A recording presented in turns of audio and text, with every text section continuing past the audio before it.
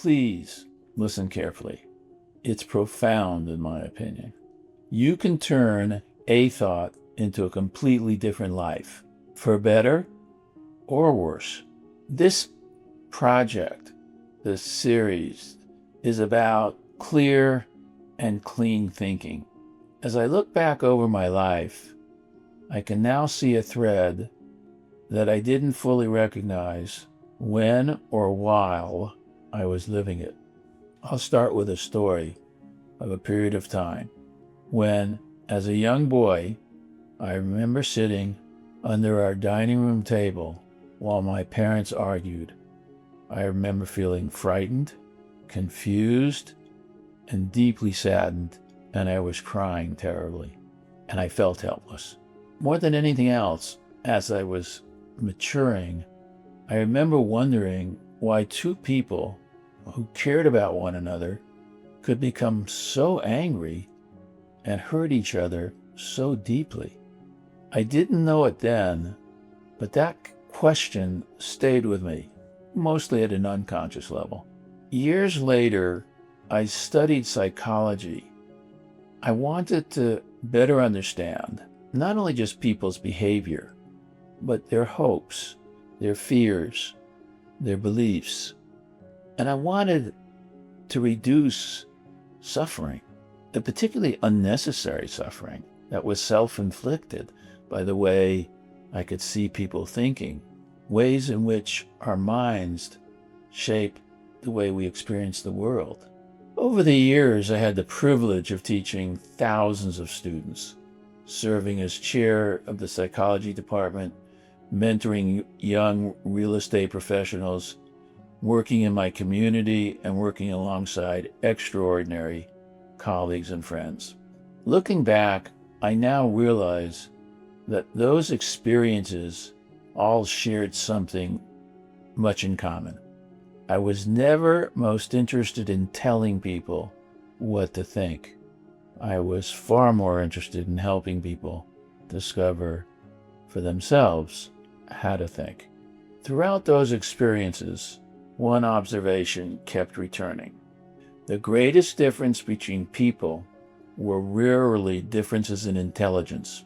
More often, they reflected people's differences in their perception, their assumptions, their experiences, and the way they interpreted reality.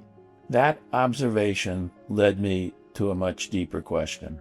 What if many of the disagreements we experience in politics and relationships and families and communities, and even within ourselves, are not primarily about what we think? What if they're about how we think and the underlying processes in the way the brain interprets the external perception of reality it receives from our senses? Most people focus on their opinions. Far fewer examine the psychological processes that shape those opinions. We ask, what do I believe? We rarely ask, how did I come to that belief? That question lies at the heart of this entire project. Throughout my career, people often spoke about the importance of critical thinking. People still do that today.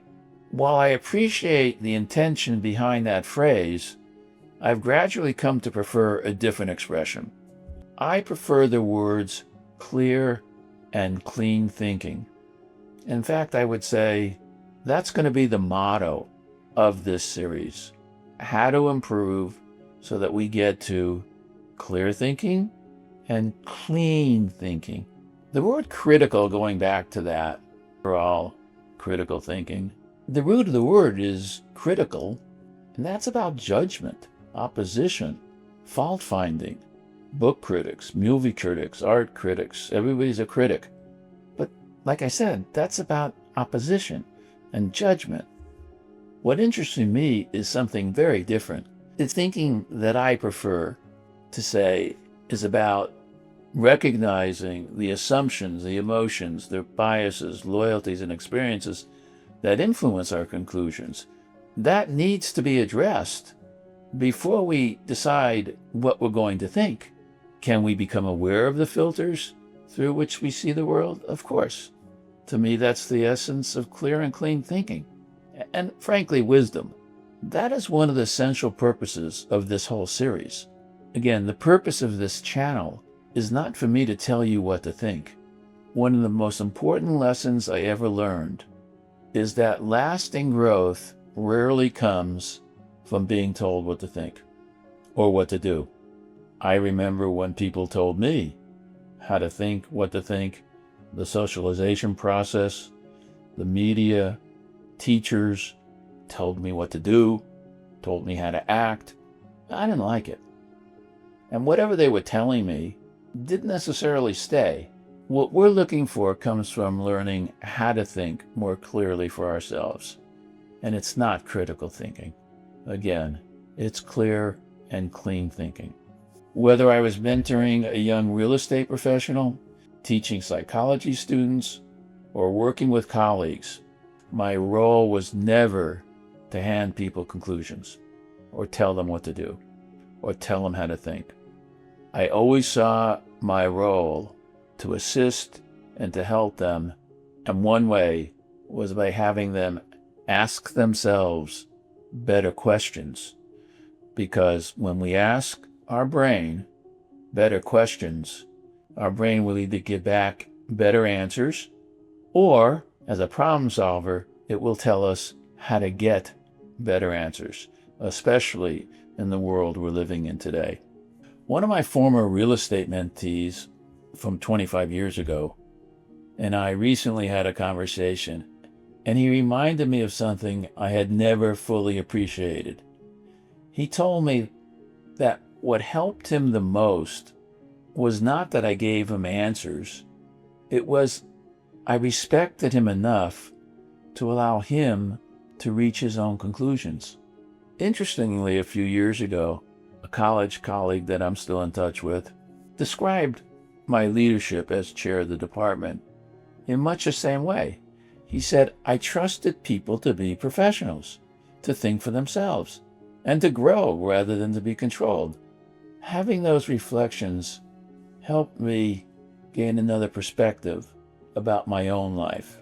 Perhaps that's always been my philosophy. I don't know where it comes from, but it seems to have always been there. Respect people enough to let them think and grow. I can share with you one early childhood memory. I was probably 5 years old. And my mother, God bless her soul, who is my hero, she wanted to go to a department store and do some shopping.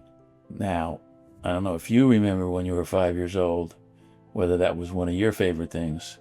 It was clearly not one of my favorite things. And in those days, the department stores, I grew up in New York until I was 8 years old and we moved to California. The department stores had these elevators that had a person inside that ran the elevator. Okay, I knew that. I just took it for granted. That's the technology they had at those days. Otis Elevators. Some of you remember that name.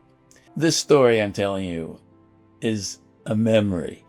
We walked into the elevator. There were some people in the elevator. And one of them happened to be someone my mother knew who was a very prominent judge. And as she walked in, before she acknowledged and said hello to the judge, she said hello to the man operating the elevator and asked him how he was doing. Maybe that's where this philosophy comes from. And then, of course, she said hello to the judge.